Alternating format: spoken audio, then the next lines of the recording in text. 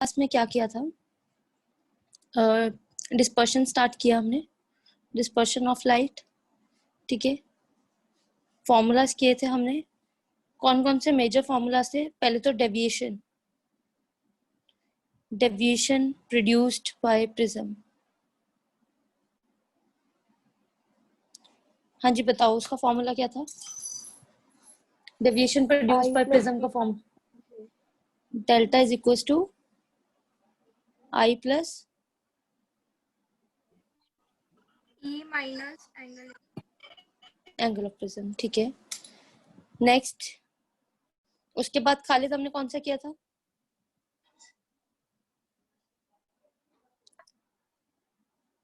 Minimum deviation produced, minimum deviation delta M, ये कितना था हमारे पास? 2y माइनस ए। ओके। उसके बाद आपके पास था refractive index, index of material of prism, of material of prism. तो उसका कितना था आपके पास? Mu is equal to sin delta plus a by 2 by sin a by 2, sin delta m plus a by 2 divided by sin a by,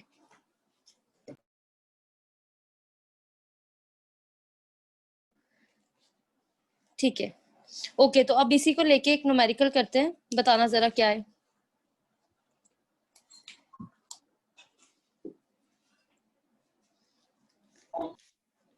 देखिए जरा question, we are given with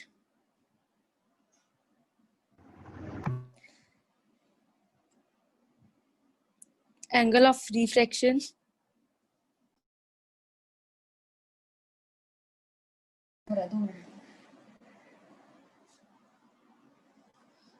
(30° each), okay, and the ray of light is incident at minimum deviation of 45°. Calculate refractive index of the material of prism.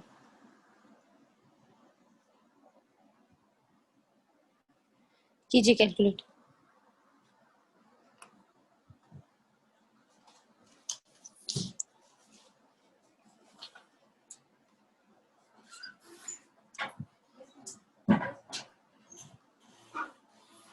हाँ जी calculate कीजिए। कैसे करोगे calculate? ये angle of refraction each दिया हुआ है, तो इसका मतलब क्या है?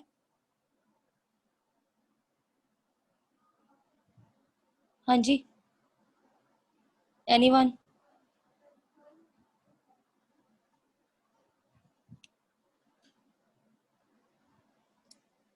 R1 is equals to R2 is equals to 30°. Yes, R1 is equals to R2 is equals to 30°.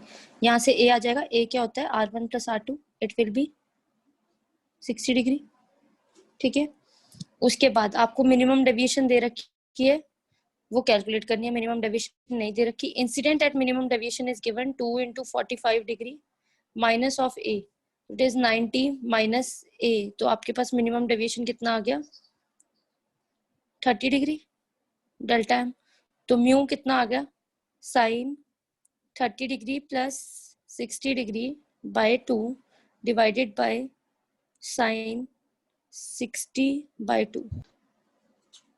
ठीक है, तो कितना आया आपके पास? यहाँ तक क्लियर है ना सबको? किसी को कोई प्रॉब्लम?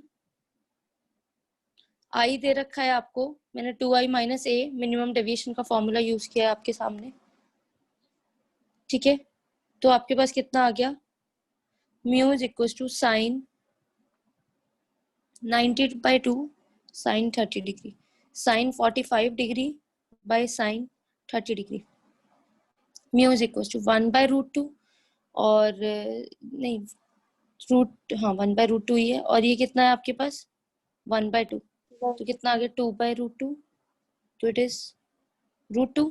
√2 इज योर आंसर, बताइए कितना है? 1.414 which is approximately equal to 1.5। तो आपके पास ऑलमोस्ट ये ग्लास होगा। ठीक है, समझ आया? Yes ma'am. किसी को कोई प्रॉब्लम न्यूमेरिकल में? फर्स्ट पेज शो करना मैम। फॉर्मूलाज ही है जो हमने लास्ट क्लास में किए थे, उसमें कुछ नहीं है, यहाँ से स्टार्ट है। मैं first page only has formulas which we have done already.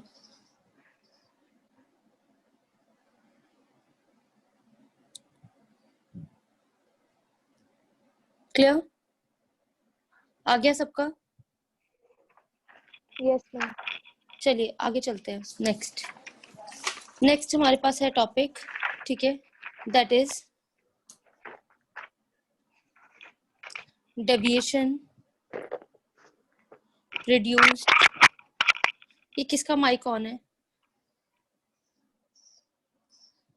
Deviation produced bye a small angle prism. ठीक है, हम डेविएशन प्रोड्यूस कर रहे हैं स्मॉल एंगल प्रिज्म से। अच्छा, स्मॉल एंगल प्रिज्म का मतलब होता है जिनका ए लेस देन 10 डिग्री हो, जिसका एंगल ऑफ प्रिज्म ही बहुत छोटा सा हो। तो अगर वो छोटा सा स्मॉल एंगल ऑफ प्रिज्म है तो ए लेस देन 10 डिग्री, तो उसको हम बोलते हैं स्मॉल एंगल प्रिज्म। ठीक है, अच्छा तो यहाँ पे भी यही हो रहा है हमारे पास। इंसिडेंट रे आ रही है, फिर यहाँ से पास कर रही है, फिर रिफ्रैक्शन सफर कर रही है और इमर्जेंट रे। ठीक है, सब कुछ ऐसे ही बनेगा। ओके, हमारे पास है यहाँ पे आई, यहाँ पे R1, यहाँ पे R2 और यहाँ पे E। पर अब मुझे डेविएशन कैलकुलेट करनी है इसकी वजह से। तो हमें पता है कि यहाँ पे अंदर म्यू है और बाहर एयर है, तो mu is equal to sine I by sine R. Snell's law लगाना जरा यहाँ पे। स्मॉल एंगल्स है तो देयरफॉर म्यू को अप्रोक्सीमेटली हम आई बाय आर लिख सकते हैं, R1 एट P। ठीक है, एट P वाले सरफेस पे, एट P। और Q पे देखते हैं क्या हुआ। ठीक है, I बाय R1 आ गया हमारे पास यहाँ पे। तो मैं क्या इसको ऐसे लिख सकती हूँ, I is equal to mu R1, number 1 equation, R1 है ये। ठीक है, क्लियर है? अब रिफ्रैक्शन एट सेकेंड फेस,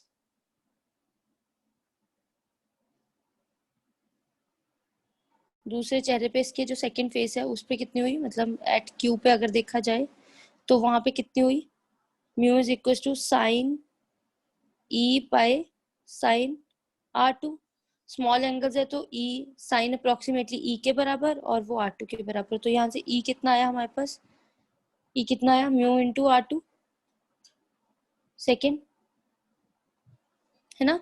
तो हमें पता है कि जो डेविएशन प्रोड्यूस्ड होती है वो हमारे पास कितनी होती है, deviation produce, delta is equal to I plus E minus A. ये तो हमें पता है, I plus E minus A. Value substitute करो, वैल्यू सब्स्टिट्यूट की तो हमारे पास कितना आ गया, delta is equal to I कितना है, mu R1 plus mu R2 minus of A.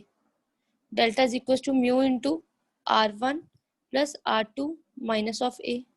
Delta is हम इक्वल टू पिछले म्यू वाला इंटू, पेज दिखाना एक बारी।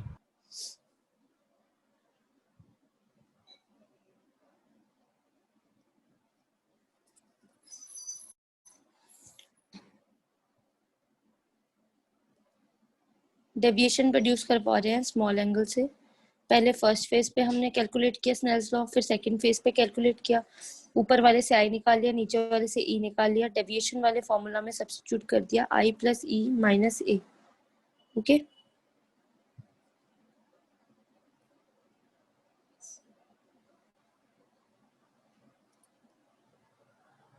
डेविएशन प्रोड्यूस होगी आपके पास, यस मैम। ये देखो, फिर उसकी वैल्यू सब्स्टिट्यूट की हमने। ठीक है गर्ल्स, क्लियर है आप लोगों को?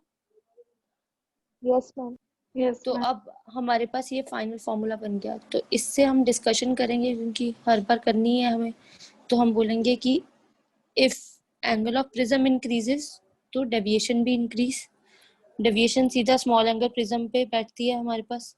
ठीक है, तो सेकंड क्या आया, delta deviation is independent of I and E, इन दोनों से इंडिपेंडेंट है वो, ठीक है, क्लियर। तो इसका मतलब हम लोग क्या बोलेंगे कि हमारे पास जो है third, A is always positive, angle हमेशा पॉजिटिव होता है हमारे पास, always we have taken positive angle, ठीक है। और इधर हमारे पास क्या म्यू माइनस वन भी जब आएगा तो ये भी पॉजिटिव होगा, सो देयरफॉर जितनी भी डेविएशन प्रोड्यूस होगी वो भी क्या होगी हमारे पास पॉजिटिव। ए पॉजिटिव है, म्यू माइनस वन भी पॉजिटिव है, तो हमारे पास जो भी डेविएशन आएगी वो भी क्या होगी पॉजिटिव, ठीक है, क्लियर, क्लियर है। Yes, sir. मैम ये एक तो बार एक फिर से क्वेश्चन बता दो, करके बताना। हाँ जी, क्या ये फिर से बता दो मैम, ये वाला एक्सप्रेशन पूरा। हमने बोला है कि हमारे पास फर्स्ट फेस लेते हैं, वहां पे आपने स्नेल्स लॉ लगाया, तो mu is equal to sine I by R one, angles बहुत स्मॉल रखेंगे तो आई बाय आर वन ही रह जाएगा, वहां से आई कैलकुलेट कर लिया। फिर हमने रिफ्रैक्शन सेकंड फेज पे कैलकुलेट की, तो mu is equal to sine E by R two, ठीक है। तो ये कितना आ गया approximately E by R two, E किसके बराबर म्यू इंटू आर टू। हमें पता है जो डेविएशन का फॉर्मूला होता है वो क्या होता है आई प्लस ई माइनस ए, आई की वैल्यू कैलकुलेट की हुई है, ई की वैल्यू कैलकुलेट की हुई है, दोनों की वैल्यू सब्स्टिट्यूट की, R one R two minus A, mu दोनों में से कॉमन निकाला, R one plus R two, R one plus R two क्या होता है हमेशा ए के बराबर होता है फॉर अ मिनिमम डेविएशन, तो डेल्टा सॉरी ए बन गया ये हमारे पास, तो delta is equal to A common निकाल लिया म्यू माइनस वन, ठीक है। तो हमने बोला कि अगर ये इंक्रीज कर रहा है तो ये भी इंक्रीज करेगा, ये भी पॉजिटिव होता है ये भी पॉजिटिव होता है, तो ये हमेशा पॉजिटिव रहेगा, और आई और ई पे डायरेक्टली फॉर्मूला नहीं डिपेंड कर रहा फॉर द स्मॉल एंगल्स, ठीक है। अब इसी को लेके एक न्यूमेरिकल है हमारे पास, न्यूमेरिकल बोलता है कि a small angle prism is, ध्यान से सुनना, is made up of material, ठीक है, सच दैट, किसी एक मटेरियल से बना हुआ है, ठीक है, किसी भी एक मटेरियल से बना हुआ है, ग्लास ही ले लो, ग्लास ही रख लेते हैं हम कॉमनली, प्रिज्म के लिए कॉमन ग्लास ही यूज करते हैं, ठीक है, made up of material glass ले लेना, such that when it is immersed in, it is immersed in water, the when it is immersed in water the angle of deviation, when it is immersed in water the angle of deviation decreases to 1/5 of it in air, मतलब जितना वो air में था उससे 1/5 हो गया जब वो वाटर में इमर्स किया, ठीक है। Find refractive index of material of prism, लो इसमें तो मटेरियल ही निकालना है, ठीक है, तो आपको मटेरियल को तो यूज ही नहीं करना पड़ेगा, कॉमन ही ले लो।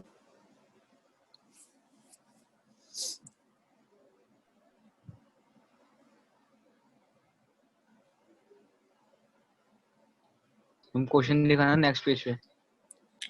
Decreases to 1/5 of it in air, find the refractive index of material of prism।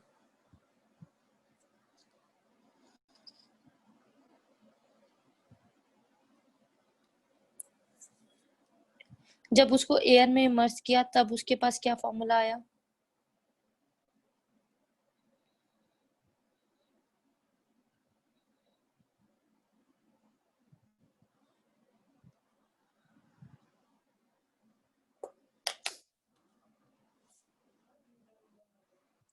हाँ जी, कोई है जो कैलकुलेट करके बताएगा, एनीवन।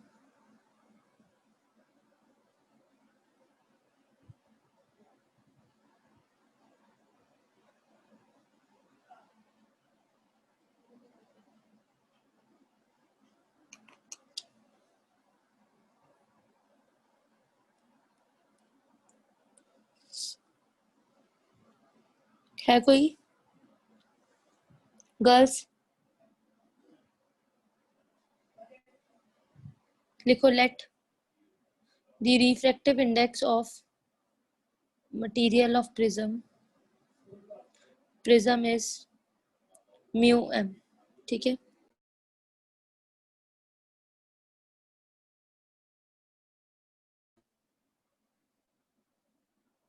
म्यू एम ले लिया हमने, ठीक है। तो वी नो, पहले हम बोलेंगे व्हेन इमर्स्ड इन एयर, जब मैंने उसको बाहर रखा हवा में, एयर में, ठीक है, तब मेरे पास डेल्टा कितना आ गया, म्यू एम माइनस, ऊपर एयर ही है ये, ठीक है, यही आता है ना हमारे पास, तभी तो म्यू यस माइनस मैम। 1 लिख रही हूँ मैं नीचे, क्योंकि एयर था पहले भी, तभी नीचे 1 आ गया, तो अभी भी यहाँ पे जनरलाइज ही आ गया। When immersed in water, water में इमर्स किया तो delta dash is equal to mu M minus 1, मतलब with respect to water to A, ठीक है।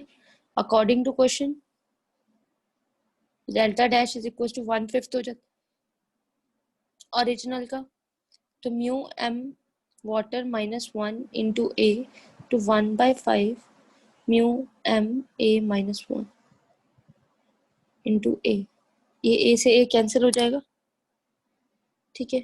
Mu M water minus 1 is equal to 1/5 of mu M air minus 1, ठीक है। आगे यहाँ तक चले, आगे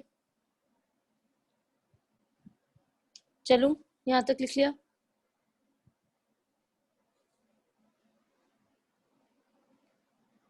लिख लिया सबने। Yes, ma'am. Yes, ma'am.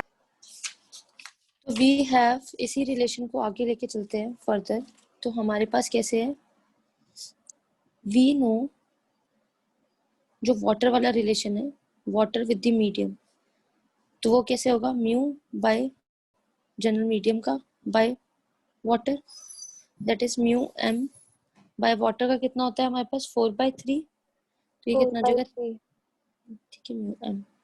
और एयर वाले का करेंगे तो वो हमारे पास कितना आएगा, म्यू एम बाय 1, खाली म्यू एम, तो देयरफॉर उसमें सब्स्टिट्यूट करते हैं, 3/4 mu M minus 1 is equal to 1/5 into mu M minus 1, ये आ गया हमारे पास 3/4 म्यू एम माइनस 1, और इधर mu M by 5 minus 1/5, club करते हैं हम लोग, 3/4 mu M minus mu by 5 is equal to 1 minus 1/5, that is 4/5, और यहाँ पे ये कितना आ जाएगा, 15 mu M minus 4 mu divided by 20, इन दोनों का एलसीएम, ठीक है। तो हमारे पास कितना आ जाएगा, 11 mu M by 20 is equal to 4/5, तो mu M is equal to 4/5 into 20/11, 416/11, this will turn out to be 1/45, 1.45, clear? Numericals देख लो इस पे कैसे आ रहे हैं,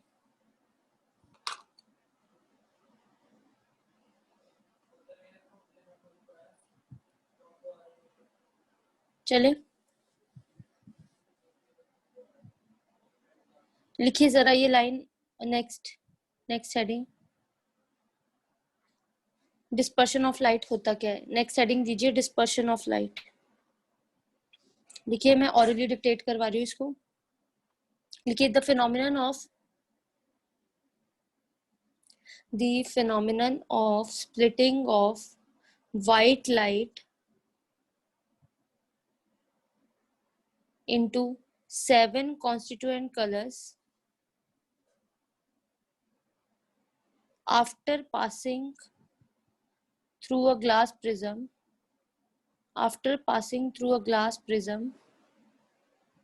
is called dispersion of light.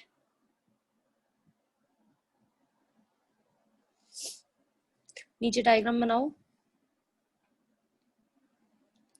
यहाँ पे कोई एंगल है, यहाँ पे लिखो व्हाइट लाइट, यहाँ पे जा रही है 7 कलर्स में स्प्लिट कर रही है, ठीक है, आपके पास इस तरह से। तो अगर डेविएशन प्रोड्यूस देखनी है तो देखो, विबग्योर लास्ट तक लेके जाते हैं विब क्योर, नीचे से चलते हैं हम लोग, ठीक है। तो वॉयलेट कलर की डेविएशन, रेड कलर की डेविएशन, ठीक है। लिखो जरा, कॉज ऑफ डिस्पर्शन क्या है?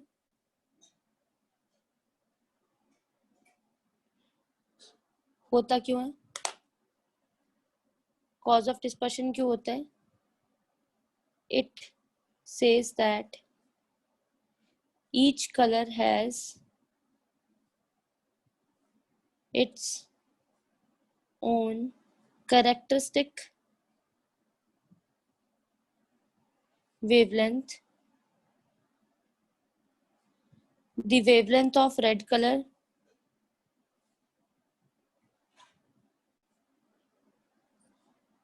लर्न करनी है आपने। ऑलमोस्ट 8000 बोलते हैं, कई 7800 एंगस्ट्रॉम ले लेते हैं। End of violet colour is minimum, that is 3200 angstrom, ठीक है। ये आपने परमानेंटली लर्न कर लेनी है। वॉयलेट कलर की है 3200 और उसकी है 78। तो इसका मतलब रेड कलर की जो वेवलेंथ है वो बहुत ज्यादा है इससे, ठीक है, हमारे पास।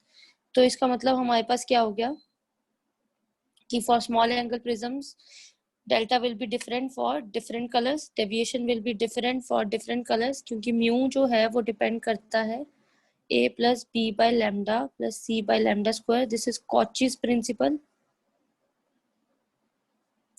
कॉची साइंटिस्ट था, उसने ये इक्वेशन दी थी जिसमें वो बोल रहा है कि जो वेवलेंथ है वो इनवर्सली प्रोपोर्शनल करेगी, ठीक है। ऑल्सो डेल्टा डिपेंड करता है म्यू -1 पे, तो इसका मतलब वेवलेंथ जिसकी ज्यादा उसकी रिफ्रैक्टिव इंडेक्स उतनी ही कम और उतनी कम डेविएशन। तो सबसे ज्यादा इसकी है वेवलेंथ, उसकी उतनी ही कम deviation. Therefore, delta will be different for different colors. समझ आई बात?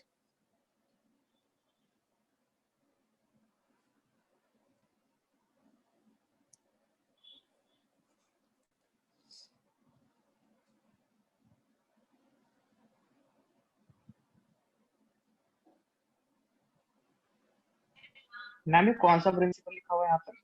Cauchy's, CAUCHY, कॉची साइंटिस्ट था, उसने दिया था ये प्रिंसिपल।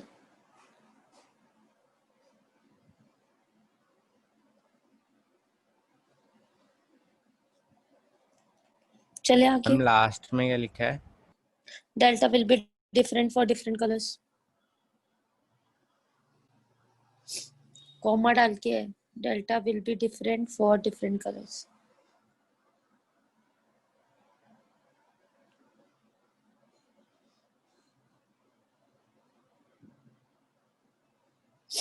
अच्छा, अगर तुम्हारे से एक क्वेश्चन पूछूं, विबग्योर है ना हमारे पास,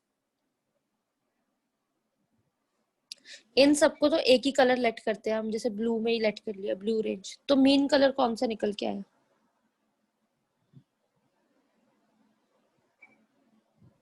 इंडिगो। इंडिगो। इन सबका इंडिगो कैसे मीन कलर आ गया, पहले तो ये बताना। ब्लू है मीन कलर की कौन है इन सबका? ग्रीन, रेड, वाइट, तुम ब्लैक यहाँ पे सिर्फ एक कशिश ने सही आंसर दिया, दैट इज येलो कलर। तुम लोगों के दिमाग नहीं चल रहे क्या? ये देखना जरा, ब्लू कलर एक कलर, ग्रीन कलर एक कलर हो गया, दो कलर इधर हो गए, दो कलर इधर हो गए, तो बीच में मीन कलर कौन सा आया? मीन नहीं समझ आता तुम्हें? ब्लू, व्हाइट, ब्लैक, ब्लैक है भी नहीं यहाँ पे कहीं।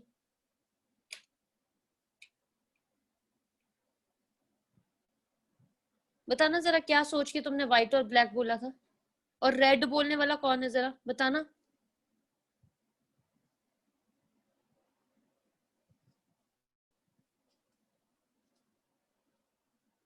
फिर बोलते हो कि आप हमें नालायक बोलते हो। चलिए नेक्स्ट करते हैं एंगुलर डिस्पर्शन, उस पे आएगा अभी क्वेश्चन आपका मीन कलर का।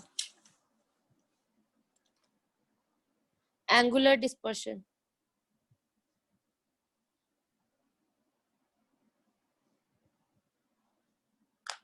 ध्यान से सुना करो, बोलने पे जोर दिया होता है तुम लोगों ने।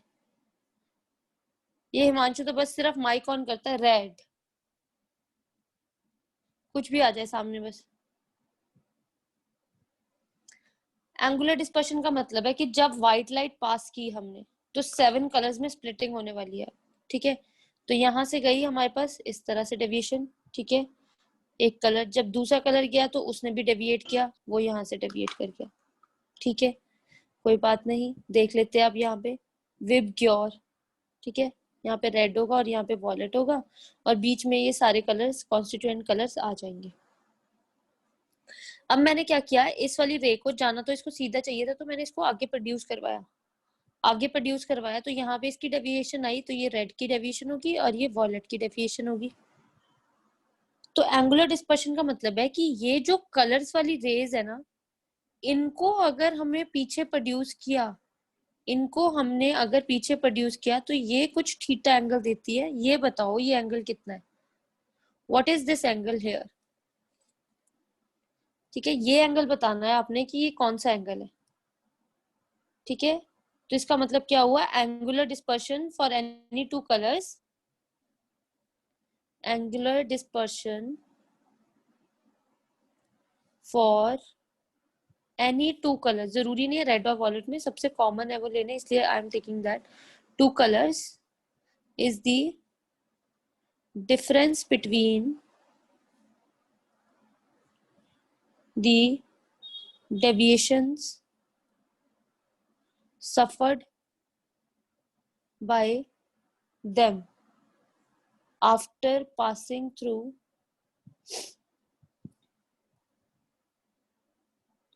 a glass prism. ठीक है, it is denoted by लिख दो, it is denoted by theta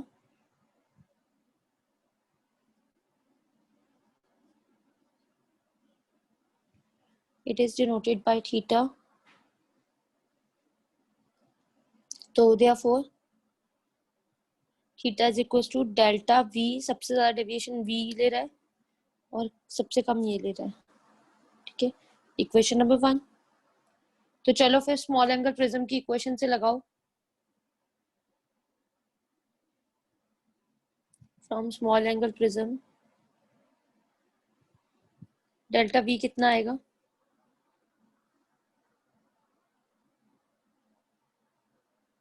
हाँ जी बताइए जल्दी। Mu V -1 into A, and delta R कितना आएगा? Mu R -1 into A. ठीक है, इनको ऊपर सब्स्टिट्यूट करूंगी इक्वेशन 1 में। सब्स्टिट्यूट करने पे मेरे पास कितना आया, theta is equal to mu V -1 into A minus of mu R -1 into A. ठीक है, अभी नेक्स्ट पेज पे चलूं? Shall I move further? Yes, ma'am. Mu v a minus of a minus of mu r a plus of a. A से a cancel. Theta is equals to mu v minus mu r into a. क्या आ गया हमारे पास? Second equation. तो इसको हम बोलते हैं angular dispersion. अब इसी को लेके एक डिस्पर्सिव पावर पे क्वेश्चन आया कि व्हाट इज डिस्पर्सिव पावर। तो हम बोलेंगे कि जो डिस्पर्सिव पावर है वो क्या होती है किसी भी प्रिज्म की, for any prism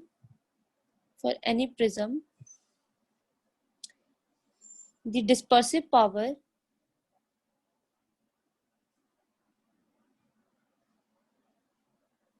of two colors is the ratio of angular dispersion and deviation produced by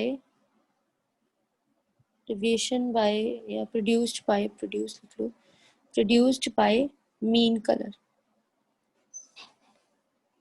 तो कैसे लिखोगे आप इसको? वर्ड्स में लिखो तो डिस्पर्सिव पावर वो जो हम डिनोट करते हैं उसको हम ओमेगा से डिनोट करते हैं। Omega is equal to theta by delta, mean colour का डेल्टा दिया हुआ। ठीक है, तो अब वैल्यू सब्स्टिट्यूट करना जरा और मुझे बताना कितना आएगा जल्दी। पहले तो मीन कलर फाइंड आउट करो।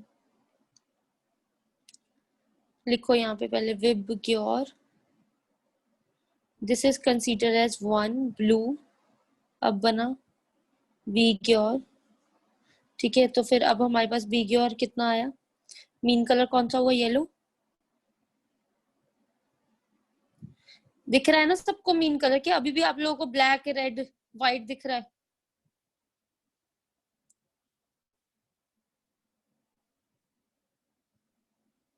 इज इट विजिबल कि वो मीन Yes, कलर है ma'am. आपके पास। ठीक है, तो लिखिए for two extreme colours ma'am एक सेकंड, पिछला वाला ऑफ स्पेक्ट्रम, एक second, theta is equal to कितना आया अभी आपके पास, ये हमने अभी कैलकुलेट किया इनटू ए, एंड डेल्टा कितना आया आपके पास इसके लिए, मीन कलर था येलो, तो येलो का ही मैं रिफ्रैक्टिव इंडेक्स इनटू ए करूंगी। तो इसको उठा के इस इक्वेशन में सब्स्टिट्यूट कर दो 3 में, using this in 3, third equation में यूज कर रही हूँ। तो मेरे पास कितना आएगा, omega is equal to mu V minus mu R into A divided by mu Y minus 1 into A से ए कैंसिल, तो omega is equal to mu V minus mu R by mu Y minus 1। और अभी भी तुम लोगों ने एक doubt नहीं अराइज किया, क्या दिख रहा है किसी को कोई डाउट, दिख रहा है किसी को कोई डाउट, यहां से कोई डाउट दिख रहा है आप लोगों को।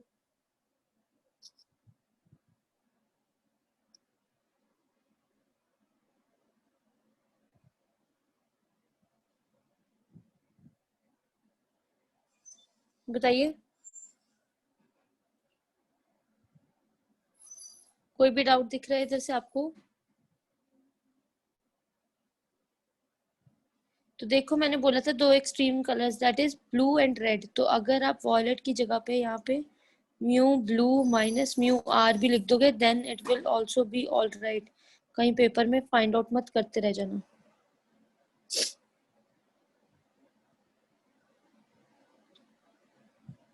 ठीक है, तो दोनों चलेंगे, ये भी चलेगा ये भी चलेगा। तो these are the final formulas, box कर लो।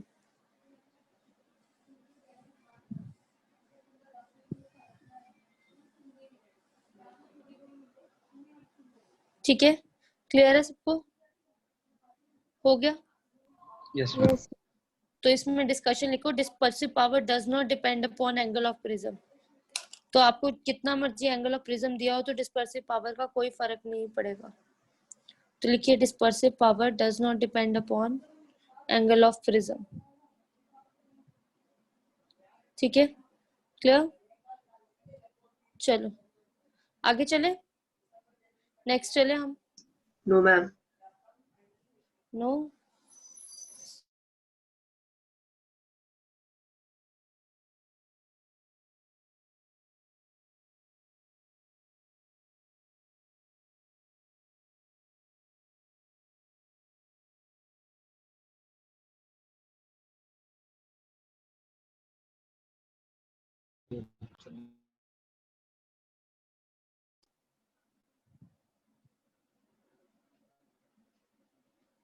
ठीक है, चलो आगे चलते हैं हम लोग। नया टॉपिक स्टार्ट कर रहे हैं 6D। यहाँ पे आपका सारा डिस्पर्शन ऑफ लाइट खत्म हो गया। ठीक है, लास्ट लेक्चर से हमने स्टार्ट किया था, इस लेक्चर में फिनिश हो गया। नेक्स्ट से हेडिंग दीजिए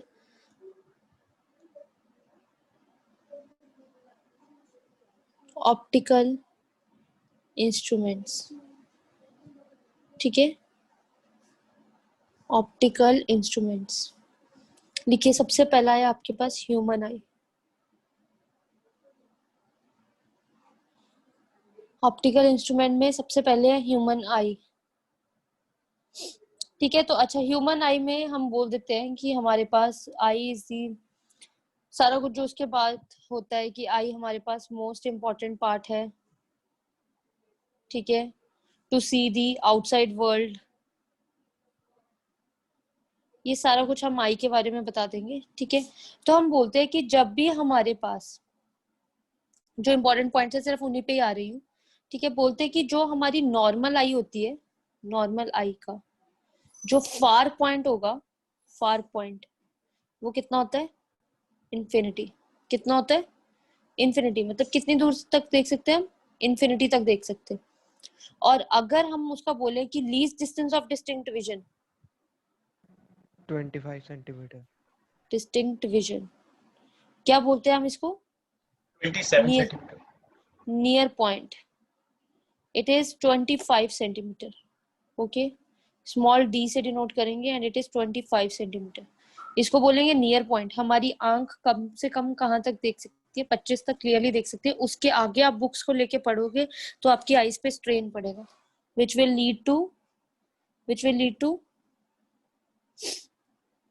lead to defect in the vision।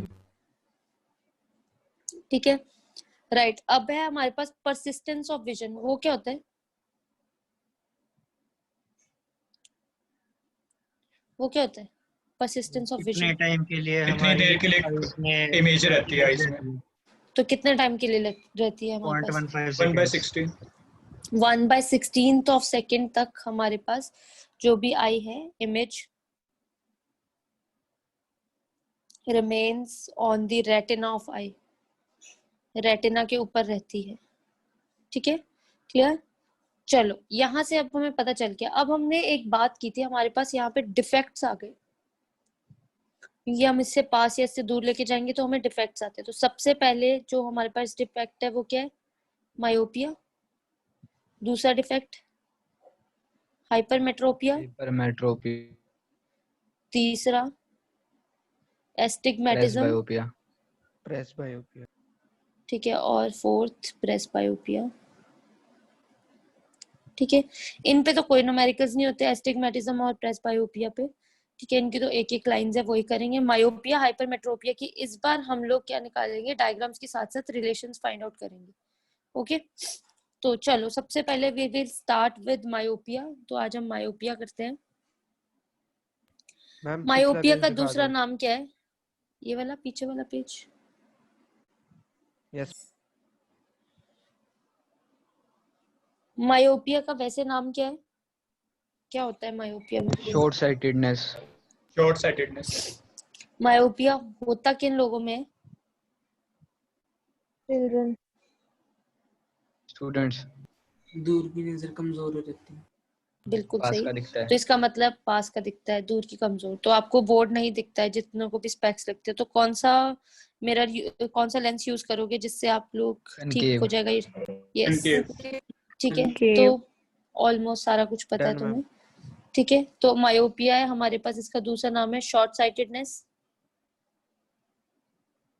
Okay, short sightedness है हमारे पास। ठीक है, यंग एज वाले बच्चों के बीच में हमारे पास ये डिफेक्ट आता है, तो लिख लेते हैं। इन दिस डिफेक्ट, ज्यादा कहानियां नहीं लिखेंगे, जितने काम किए वही लिखते हैं। In this defect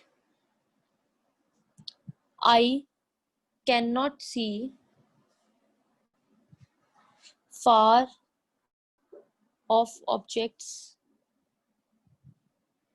but can clearly see nearby objects। ठीक है, क्लियर। तो इससे क्या होता है, इसमें होता क्या है, कॉज क्या है इसका, होता क्या कि ऐसा क्यों हुआ कि हमें दूर के दिख रहे हैं और ये वाले नहीं दिख रहे? तो हम बोलते हैं कि the far point of eye, the far point of eye shifts towards the eye. पहले कितना था फार पॉइंट नॉर्मल आई का? इन्फिनिटी। तो अब कम हो जाएगा एंड इज नो लॉन्गर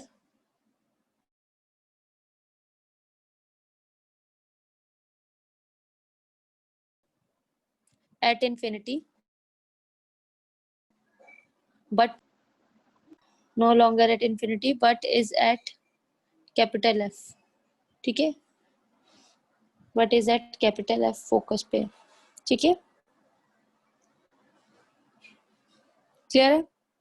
तो बियॉन्ड फोकस उसको दिखाई नहीं देगा हमारे पास, तो इसीलिए हमारे पास फार पॉइंट आ जाएगा. ठीक है, लिखिए नेक्स्ट लाइन में, the myopic I can be corrected using a concave lens of sufficient power, concave lens of sufficient power,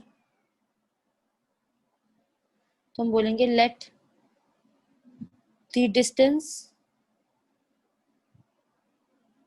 of far point from the defective eye is x. या फिर पहले मैं diagram बना लेती हूँ, फिर यहाँ पे थ्योरी से लिखती हूँ थोड़ी सी. ठीक है, तो चलो आओ पहले डायग्राम्स बना लेते हैं.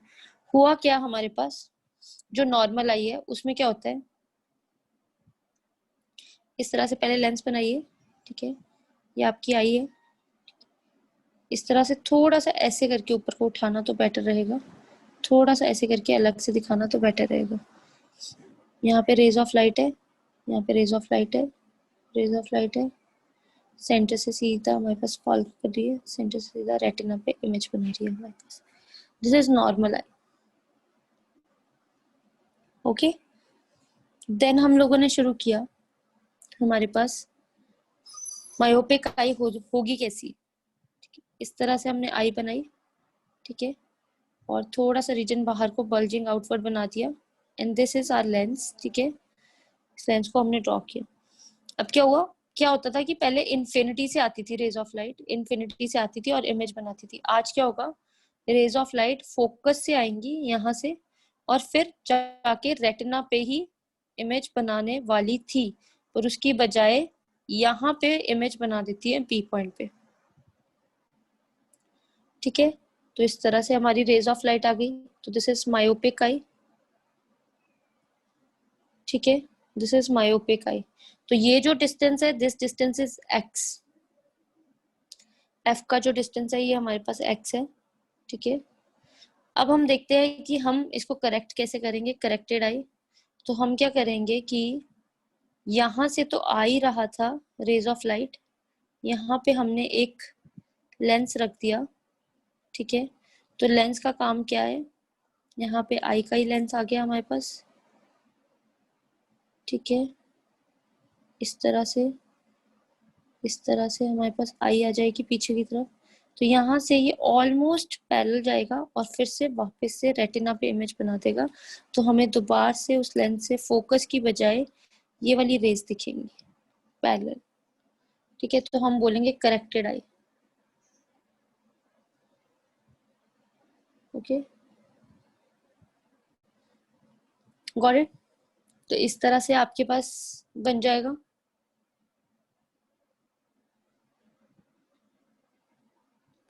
क्लियर है?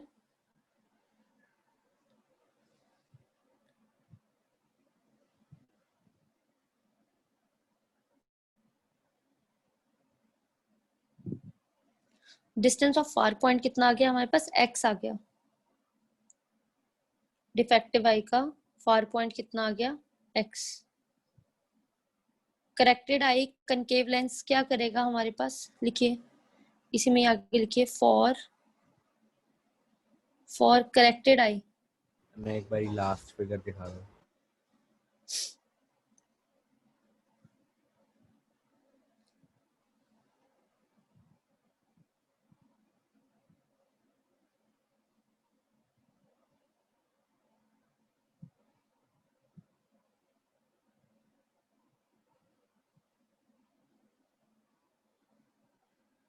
नेक्स्ट क्लास में जितने भी अब आएंगे ना आगे वाली क्लासेस में, तो उसमें हम एस्ट्रोनॉमिकल टेलीस्कोप्स और ये सारे करेंगे. तो फिगर्स बहुत इंपॉर्टेंट है आप लोगों के लिए, तो प्लीज चाहे स्क्रीनशॉट्स लेके रख लेना, क्योंकि हर जगह डिफरेंट है. जो हम डेरिवेशन करेंगे उसकी डायग्राम अलग होगी, जो आप लोग कहीं और से पढ़ोगे उसकी डायग्राम्स अलग होंगी. तो मैं Yes, ma'am. कोशिश करूँ कि इजी तरीके से बनवाऊँ, तो प्लीज उसके स्क्रीनशॉट्स ले लेके रख लेना, सो दैट कि आप लोग कल को बनाओ, आपकी डायग्राम ऑन द स्पॉट नहीं अच्छी बन रही, ठीक है। तो देखो, फॉर करेक्टेड आई के लिए हमारे पास u कितना हो गया, दोबारा से ये माइनस इन्फिनिटी पे भेज देता है करेक्टेड आई, और जो इमेज बनाएगा ये कहाँ पे बनाएगा, पहले माइनस ऑफ एक्स पे बनाएगा, फिर उसके बाद वो आगे जाएगी। तो लिखिए, हमें कितनी फोकल लेंथ का लेंस यूज करना चाहिए, मतलब कितना होना चाहिए, हमें वो देखना है। तो अब हम देखेंगे कि वी नो, ठीक है, 1 by minus U plus 1 by V is equal to 1 by F. F calculate करना है मुझे, तो 1 by infinity minus minus infinity plus हो गया, minus 1 by X is equal to 1 by F. 1 by infinity कितना होता है, 0. 1 बाय इंफिनिटी 0, 1 बाय इंफिनिटी 0 हो गया, तो इसका मतलब 1 by F is equal to 1 by minus X. तो एफ कितना आ गया हमारे पास, माइनस ऑफ एक्स। तो कितनी फोकल लेंथ का लेना है मुझे, कितनी फोकल लेंथ का लेना है, नेगेटिव साइन क्या शो कर रहा है, फोकल लेंथ नेगेटिव है तो मतलब कनकेव, ठीक है। तो करेक्ट आई के लिए focal length of corrected lens किसके बराबर होनी चाहिए, जितनी दूरी तक आप लोगों को दिख रहा है वहां तक की आपकी लेंस होनी चाहिए। तो जब भी आप चेकअप करवाने जाते हो तो जो भी डॉक्टर है वो आपका क्या मेजर कर रहा है, बेसिकली फार पॉइंट चेक कर रहा है कि कितना है, तो वहां तक उसने ढूंढ लिया, वहां पे आपकी फाइनल इमेज बन रही है, वहां से वो जो इमेज है वो ऑब्जेक्ट का काम करेगी फॉर दी अदर लेंस, और आपकी रेटिना पे जाके दोबारा से सही से इमेज बन जाएगी। तो लिखिए, negative sign shows that, negative sign shows that the correcting lens is concave. आगे, to correct the myopic eye, to correct the myopic eye, the focal length of correcting lens, the focal length of correcting lens is equal to distance of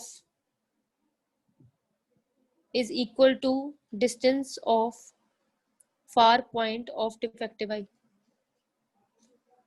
far point of defective eye। लिख लिया, clear है यहाँ तक सबको। चलो आगे चलते हैं हम लोग नेक्स्ट, ठीक है। हमारे पास है न्यूमेरिकल, जो भी अभी किया उसी के ऊपर हम न्यूमेरिकल करेंगे एक, ठीक है। तो बताना जरा कैसे है, लिखिए question, the far point of a myopic person is 80 centimeter, is 80 centimeter from the front of eye, ठीक है।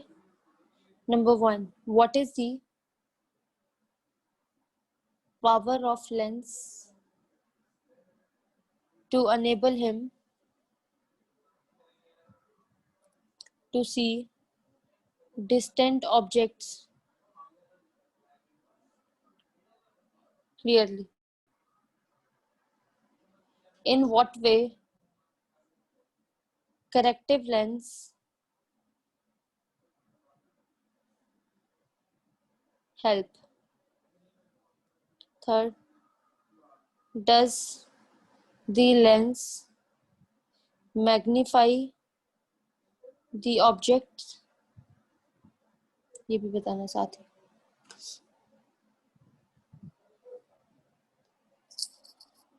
जल्दी बताओ।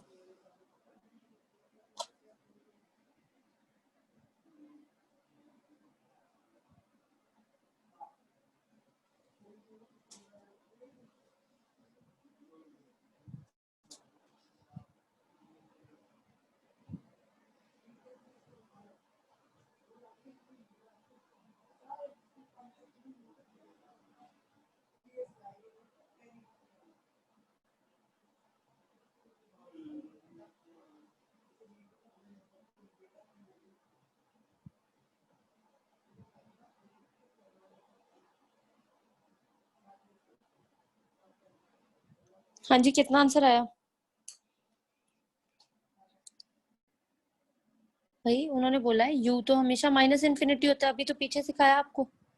v उन्होंने दे दिया है कि 80 सेंटीमीटर के आगे बन रही है, वो भी नेगेटिव तरफ को।